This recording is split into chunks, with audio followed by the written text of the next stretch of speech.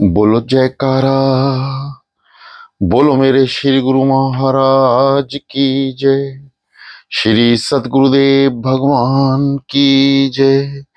बोलो श्री परमहंस दयाल जी महाराज की जय। बोलो श्री नंगली निवासी भगवान की जय। श्री अद्वैतानंद सच्चिदानंद प्रकाश। आगे एक रोज इरशाद हुआ कि वासना जग जन्म निशानी, वासना से अपने वास्तविक स्वरूप को न जानने से अनात्मा जो देह आधीन उसमें जीव अहंकार करता है और अनात्मा में अहंकार करने से तरह तरह की वासना पैदा होती है, जिससे चक्र की तरह भ्रमता फिरता है और यह वासना कच्चे बीज की तरह जन्म का कारण बनती है। ये पांच तत्व का शरीर वासना रूप है और वासना से ही खड़ा है। जीव मुक्त की शुद्धि वासना में जगत का अभाव बिल्कुल निश्चय जाता है। वे भुने बीज की तरह रस से खाली जन्म का कारण नहीं हो सकती। जब इंद्रियों को भोग मिलते हैं तब जीव राग और द्वेष से जलता है और जब नहीं मिलते तब वह तृष्णा से जलता है। इससे भोग हर हालात में दुख का रूप है। यह लक्ष्मी भी अधिकतर अनर्थ का कारण ही होती है। जब तक नहीं मिलती तब तक इसके मिलने का यत्न होता है और यह अनर्थ करके ही मिलती है, और जब मिलती है तो शील, संतोष, धर्म, उदारता, वैराग्य, विचार आदि का नाश कर देती है और मनुष्य अंधा हो जाता है। लक्ष्मी मिलने से दीपक की तरह प्रकाश होता है और भोग मिलते हैं और दीपक बुझने के बाद काजल रह जाता है। उसी तरह लक्ष्मी के जाने से वासना रह जाती है। धन्य हैं वे पुरुष हैं जिनको बिना अनर्थ के लक्ष्मी प्राप्त हो जाती हो और उसको पाकर वे शुभ कर्मों में बरतते हों। देखो, यह शरीर चाहे स्त्री का हो चाहे पुरुष का, परंतु है चमड़े का थैला। गोश्त, हड्डी, खून, चर्बी व वीर्य, मलमूत्र से भरा हुआ है। ईश्वर ने युक्ति से इसको चमड़े से ढक दिया। इससे इसका पर्दा छुपा हुआ है, वरना मक्खी, मच्छर और परिंदे ही नोच नोच कर सब मांस खा जाते। कपड़ा, जेवर और नाना प्रकार के श्रृंगार से शोभायान दिखलाई देता है, वरना इसकी असलियत पर विचार करने से घृणा होती है। अग्नि स्पर्श करने से जलाती है, अग्नि स्पर्श करने से जलाती है, परंतु काम के वशीभूत पुरुष और स्त्री का स्मरण मात्र और कामातुर स्त्री को पुरुष का ध्यान ही जलाता रहता है। सांप काटता है तब जहर चढ़ता है, लेकिन काम का ख्याल करने से तमाम शरीर में जहर फैल जाता है।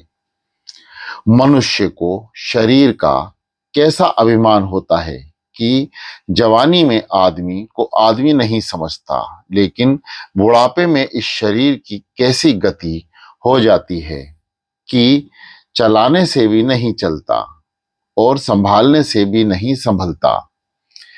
इस अवस्था में सिर्फ क्रोध का बल रह जाता है। ममता, मोह अधिक हो जाते हैं। क्रिया तो हो ही नहीं सकती, तृष्णा जलाती रहती है।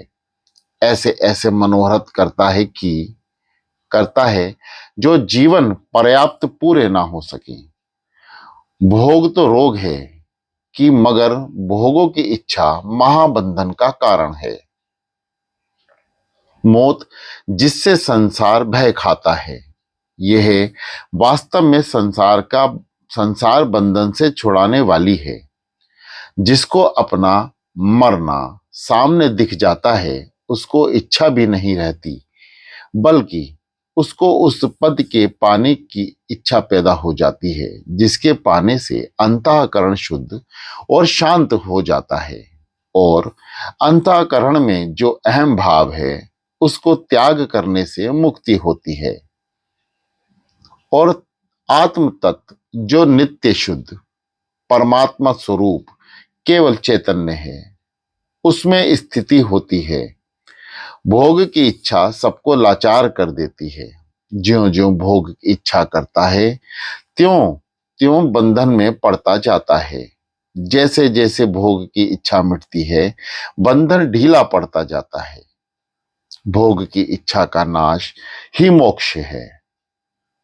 आत्मा के आगे अभिलाषा का पर्दा पड़ा है। जब जीव मर जाता है, तब जहां उसकी वासना होती है, वहां ही जन्म लेता है और उसी स्थान में उसका परलोक बसने लगता है। संत जन और सत शास्त्र के उपदेशों के अनुसार ही जन्म लेता है। अनुसार चित्त का विचरना वे एकत्र भाव से कर्म करना पुरुषार्थ प्रत्ययन कहलाता है। और इसके विपरीत बर्ताव को उत्तम चेष्टा कहते हैं। उसी का दूसरा नाम मनमुखता है। पुरुषार्थ यह है कि अशुभ ओर से मन को रोककर शुभ की ओर लगाएं। यह जीव सत्संग भी करता है, सत्य शास्त्रों को भी विचारता है, फिर भी अनुचित कर्मों की तरफ दौड़ता है। इससे पता लगता है कि पूर्व का संस्कार बली है, इससे स्थिर नहीं हो सकता। यह भी पहला पुरुषार्थ ही है। ऐसा जानकर पुरुष प्रत्यन का त्याग ना करे, क्योंकि पुरुष प्रत्यन से पूर्व से संस्कार को जीत लेता है। मनुष्य को प्रथम यह करना चाहिए कि अपने वर्ण आश्रम के शुभ धर्म कर्म पर चले और अशुभ का त्याग करे। फिर संतों का संग और सत्य शास्त्रों का विचार कर अपने गुण दोषों को विचारना चाहिए कि दिन रात में क्या शुभ और क्या अशुभ किया। फिर गुरु और दोषों का साक्षी होकर संतोष, धैर्य, वैराग, विचार और अभ्यास आदि जो गुण हैं उनको बढ़ाए और जो दोष हैं उनका त्याग करे।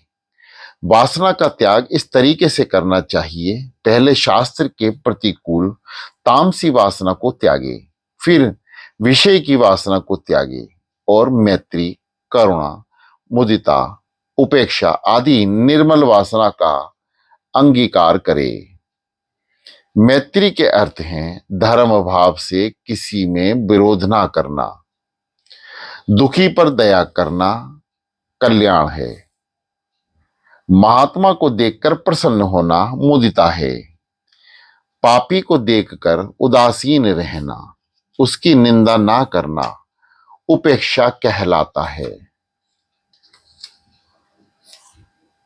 इसका भी फिर त्याग करे, फिर इसके त्याग की वासना को भी त्यागे और निम्न मात्र वासना रखे और पीछे उसको भी मन बुद्धि के साथ मिला हुआ त्याग करना। फिर जिससे यह वासना त्यागी है वही रहेगा, फिर उसको भी त्याग करना। जब ऐसा पुरुषार्थ करेगा तब परमात्मा रूप आत्म तत्व को पाएगा। स्त्री, पुत्र, भाई, बंधु, धन दौलत वगैरह में डूबा रहना नहीं चाहिए। मन दुखी करने वाले को सुख और सिद्धांता नहीं मिलेगी। वासना के अनुसार भाव अभाव स्वरूप ब्रह्मजाल में पड़कर भटकेगा। संख्य शास्त्र ने कर्म के सिद्ध होने में 5 हेतु माने हैं। उनमें एक देव भी है। देव की प्रसन्नता और अनुकूलता से ठीक तदबीर और कोशिश से काम करने का नाम है। उत्तम पुरुष वही है कि जिसका पूर्व संस्कार यदि बुरा था, वह उसने संतों और सत्शास्त्रों के अनुसार दृढ़ पुरुषार्थ करके उसको शुद्ध कर दिया, अर्थात शुद्ध हो गया। पहले इंद्रियों को वश में करे, फिर शास्त्रों के अनुसार उनको बरतावे और शुभ वासना को दृढ़ करे, अशुभ का भी त्याग करे। जब शुभ वासना से अंतःकरण शुद्ध हो जाए, तब संतों और सत्शास्त्रों के सिद्धांतों का विचार पैदा होगा, जिसमें ज्ञान प्राप्त होगा और वासना भी छूट जाएगी। ज्ञान से आत्मा का दर्शन होगा, फिर क्रिया और ज्ञान भी छूट जाएगा और केवल शुद्ध अपना आप रूप बाकी रहेगा। 2 प्रसिद्ध मार्ग में एक कर्म मार्ग, जिसमें पहले सीढ़ी तप है, लेकिन इससे स्वर्ग आदि का सुख भोग कर फिर जन्म होता है। दूसरी सीढ़ी सत्यवाक धर्म है। इससे कुछ ऊंचे सुख की इस लोक और परलोक में प्राप्ति होती है। इससे ऊंची सीढ़ी दान और तीर्थ आदि पुण्य क्रिया है। उनके करने से और भी ऊंचे लोक और परलोक के सुख मिलते हैं, मगर जन्म मरण नहीं छूटता। जिसको संसार के सुख की इच्छा हो, उसको कर्म धर्म पर चलना चाहिए। दूसरा मार्ग ज्ञान उपदेश का है। जो संसार से विरक्त हो और आत्मपद की इच्छा रखता हो, उसको ज्ञान मार्ग पर चलना चाहिए। शम, संतोष, विचार और सत्संग, ये चारों मोक्ष मार्ग के द्वारपाल हैं। इनको वश करने में मोक्ष के द्वार में जल्दी पहुंच जाता है। यह बात भी ध्यान रखने योग्य है कि प्रश्न उसी से करना कि जिसमें उत्तर देने की सामर्थ्य हो। जिसको उत्तर देने की सामर्थ्य ना हो, उससे कभी प्रश्न मत करना। और जो उत्तर देने की सामर्थ्य रखता हो, परंतु उसके वचन में भावना ना हो, तो उससे भी ना पूछना। इससे पाप होता है।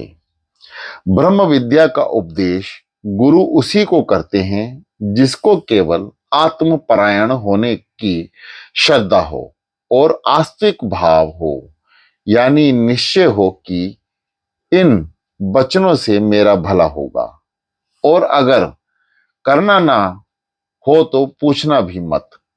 वृथा अपना समय लगाना, व्यथा अपना समय लगाना और दूसरे का माथा पचाना, यह भी पाप है।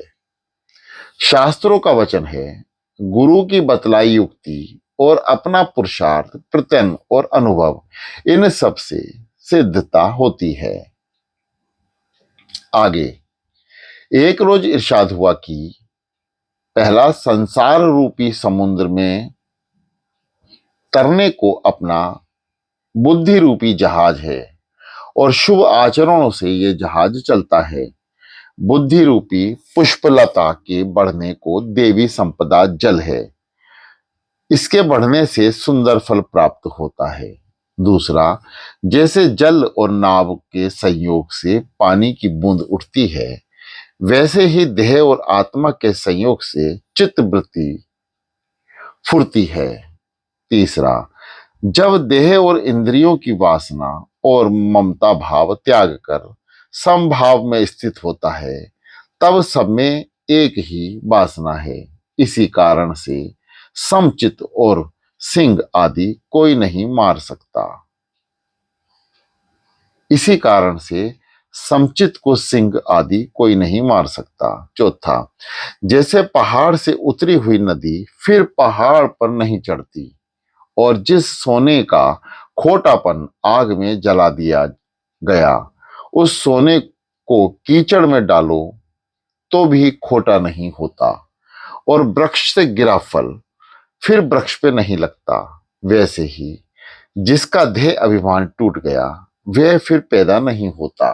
जैसे औरत का दिल किसी दूसरे मर्द में लगा है तो वह घर का काम भी करती है, परंतु चित्त उसका सदा उस पुरुष में ही रहता है। वैसे ही ज्ञानवान कर्म करता है तो भी उसका चित्त सदा आत्म पद में रहता है। जैसे व्यभिचारिणी स्त्री को उसका भर्ता दंड भी देता है तो भी उसके पुरुष का सुख उसके उसके हैं, हृदय से दूर नहीं कर सकता। वैसे ही जिसको आत्मा का अनुभव हुआ है उसको कोई दूर नहीं कर सकता, बल्कि उस पुरुष के सुख का जो अनुभव हुआ है उसके संकल्प से ना तो दंड का दुख मानती है, ना उससे बढ़कर किसी सुख की इच्छा करती है। इसी तरह से जिसको आत्मा आनंद प्राप्त हुआ है उसको संसारी सुख दुख जान ही नहीं पड़ते। जिस तरह से मनुष्य चेष्टा करता है उसी तरह से उसका प्रतिबिंब दर्पण में हिलता चलता है, मगर दर्पण की सूरत आकारता है। इसी तरह से ज्ञानी प्रारब्ध कर्म से चेष्टा करने पर भी अकरता है।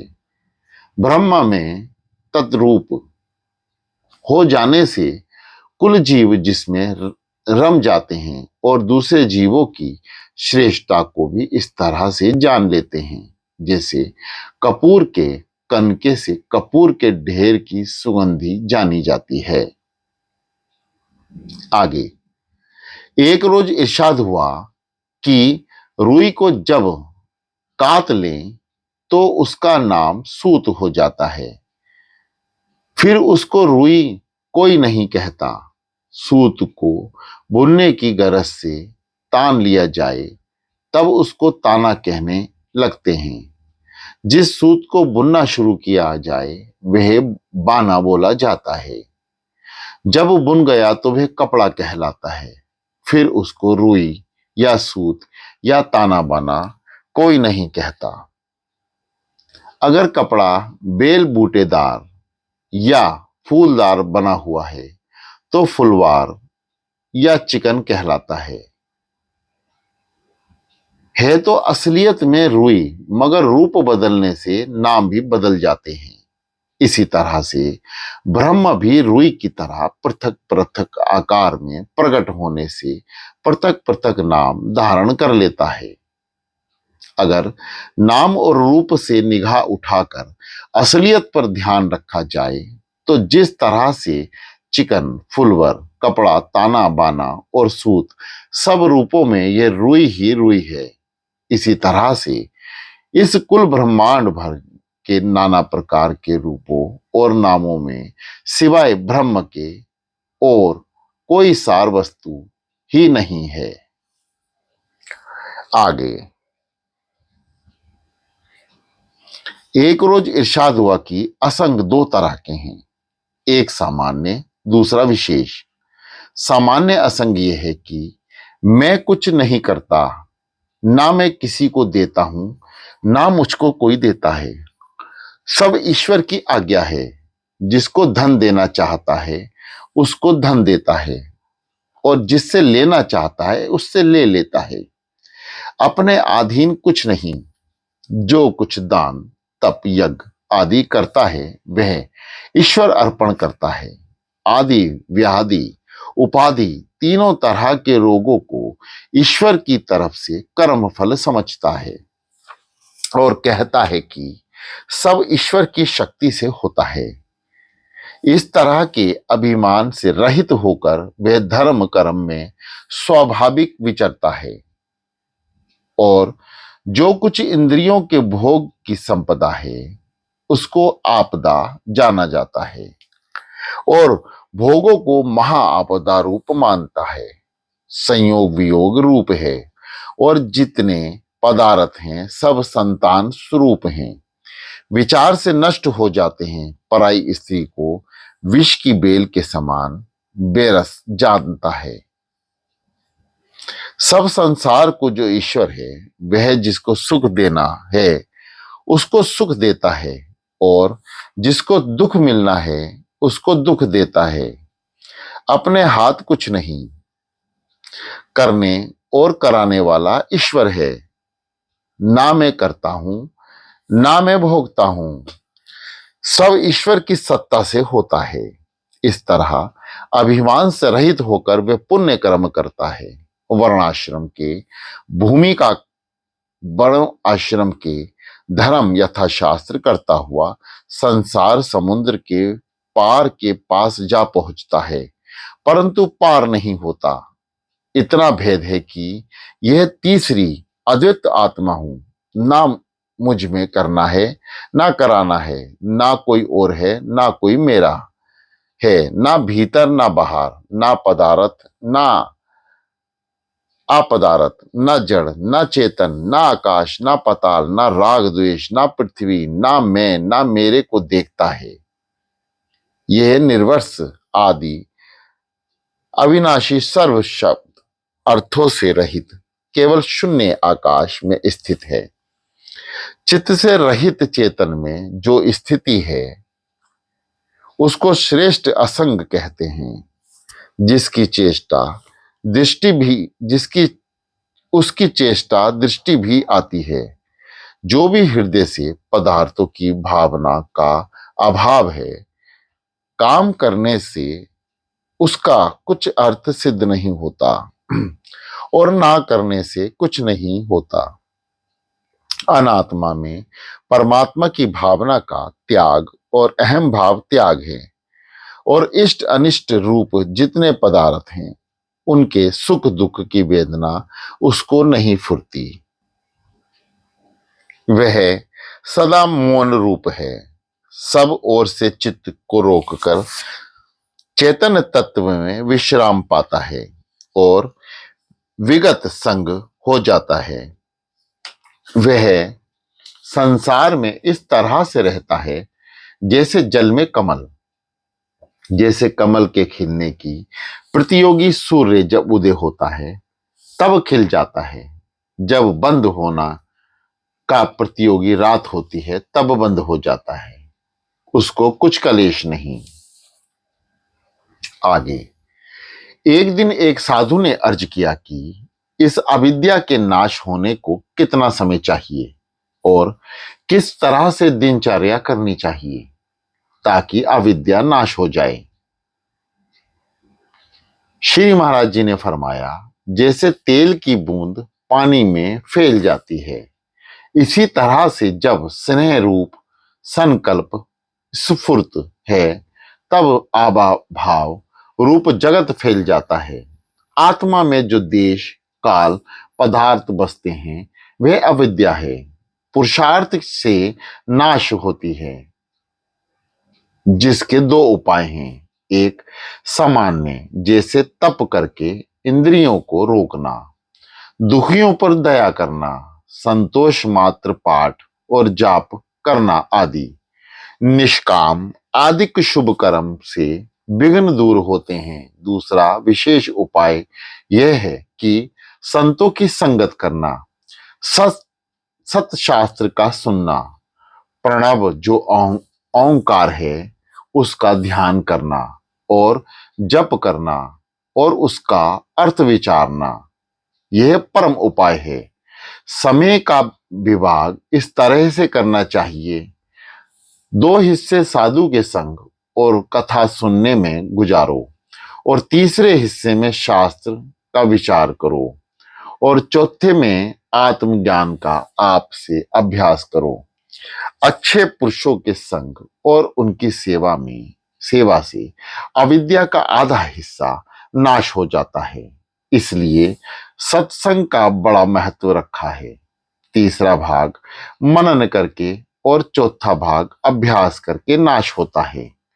और जो यह उपाय ना कर सको तो यह युक्ति करो कि जिस पदार्थ में चित्त अभिलाषा करके लगा रहे उसी को त्याग करो। एक भाग अविद्या का इस तरह नाश हो जाएगा, बाकी 3 भाग शास्त्र के विचार और अपने यानी अभ्यास से धीरे धीरे मिट जाएंगे। यदि तीनों बातें साथ हो जाएं, यानी साधु संग और सत्य शास्त्र का विचार और अपना यत्न, तो एक बार ही अविद्या का नाश हो सकता है। यह समकाल कहे हैं, एक एक के सेवन से एक एक भाग निर्वृत्त हो जाता है। आगे, एक रोज किसी व्यक्ति ने अर्ज किया कि निज अर्थ की भावना से वासना नष्ट हो जाती है। तो निज अर्थ की भावना क्या है? श्री महाराज जी ने फरमाया कि स्फुरना रूपी जल देने से तृष्णा और वासना बढ़ती है, और ना देने से स्वरूप के अभ्यास द्वारा सूख जाती है। निज अक्षर के तीन अर्थ हैं। एक तो अनन्य का अर्थ है कि पांच तत्व वाले शरीर से तुम्हारा स्वरूप अलग है। जब अपने को देह से अलग आत्मा जानेगा, तब नाशवान शरीर की अभिलाषा ना रहेगी। और दूसरा अर्थ विरोध है, अर्थात शरीर जड़ और अंधकार स्वरूप है, और तुम्हारा स्वरूप सूर्यवान और अंधकार से रहित है। जिसको ये भावना हो कि मैं आत्मा हूं और यह देह दिख अनात्मा है, तब देह से मिलकर अभिलाषा कैसी करेगा? क्योंकि जब तक जानता नहीं तब तक अभिलाषा है। तीसरा अर्थ अभाव है, अर्थात ना मैं हूं ना कोई जगत है। जब ऐसा जाना, तब इच्छा इसकी रहेगी। देखो, वासना मिटने का एक और उपाय है। वासना मिटने का एक और उपाय है कि आत्मा अक्रिय है, फिर संसार उपजा ही नहीं। इस संसार का कारण नहीं देखता। जो पदार्थ कारण से पैदा नहीं हुआ, वे सत नहीं ब्रह्म से सिद्ध होता है। इसकी वासना कैसी हो? जगत आत्मा का परिणाम नहीं बल्कि चमत्कार है। जैसे सूर्य की किरणें जल आभास भासती है। आगे, एक रोज इरशाद हुआ कि पर नारी पैनी छुरी, कोई मत लागो अंग, रावण से योद्धा खप गए पर नारी के संग। परंतु हमारा विचार तो यह है कि पर स्त्री अग्नि और सांप को खेल के लिए ही चुने से बड़ी हानि और कष्ट हो सकता है। इससे दूर ही रहना अच्छा है। ये दोनों ओर पर पुरुष भी लग सकता है। यदि विचार किया जाए तो बचन कबीर साहब, सुन चेतो सब नारी नर, कहतु हूं भय समा जाए। पर नारी पर पुरुष को भोगे नर के जाए। जिसकी इंद्रियां संयम में होगी, वह जीव इस उपाधि से बच सकता है। इस एक शास्त्र का बार बार यही उपदेश है। परंतु जो जीवन इसके विरुद्ध चलते हैं, उनकी वृत्ति पशुवत मानी जाएगी, क्योंकि पशु को इस बात का ज्ञान ही नहीं होता है कि वे क्या कर रहा हूं। परंतु मनुष्य को ईश्वर ने बुद्धि दी है कि वह हानि लाभ को सोच सके, और जिससे यह चूक हुई है उसके परिणाम पर दृष्टि डाले। इसी चूक ने बलशाली रावण और कौरव कुल का समूह नाश कर दिया। आगे, एक रोज इरशाद हुआ कि इन 8 बातों से शरीर और चित्त की अवस्था और परमार्थिक उन्नति का पता चलता है। इसमें से कुछ लक्षण सुशब्द है और कुछ अशब्द है। पहला, अच्छे पदार्थ की इच्छा करना। दूसरा, अच्छे पदार्थ को साहस से पैदा करना। तीसरा, अच्छे पदार्थ को साहस से प्राप्ति के पश्चात उसे भोगना। चौथा, अच्छे पदार्थ को साहस से प्राप्त करना और यदि शास्त्र उसकी आज्ञा दे तो भोगना। अच्छे पदार्थ को साहस से प्राप्त करना और यदि शास्त्र की आज्ञा हो तो उसकी और आज्ञा दे तो भी अपनी शक्ति के अनुसार उसे भोगना। छठा, अच्छे पदार्थ को साहस से प्राप्त करनी और शास्त्र आज्ञा दे तो अपनी शक्ति के अनुसार दूसरे के प्रेम और इच्छा से भोगना। सातवां, अच्छा पदार्थ प्राप्त हो और कोई प्रेम से उसे भोगने को कहे तो भी उसके भोगने की इच्छा पैदा ना हो, अर्थात विषय वासना का ही नाश हो जाए। आठवां, पदार्थ में से अच्छे बुरे की भावना अर्थात राग द्वेष ही दूर हो जाए। ये अवस्था क्रमशः उन्नति की है। आगे, एक रोज इरशाद हुआ कि अहम भाव यानी ऐसा जानना है। पहला, मैं हूं, इसी संकल्प में बंधन में पड़ता है। जब इसके भाव से छूट जाता है तब दुख सुख नहीं रहता, ये विमुक्त है। जब मन से मन को जिसके अंग इंद्रियां हैं विचार करके छेदे या उपासना करके आत्मबोध को प्राप्त हो, तब चेतना सत्ता चित्त सत्ता को खा लेता है।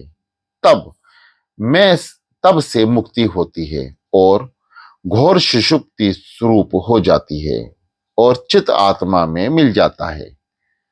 इसको तुरिया पद कहते हैं।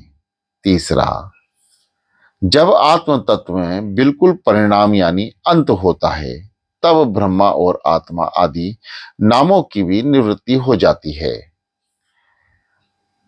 भावाभाव की कल्पना कोई नहीं फुरती।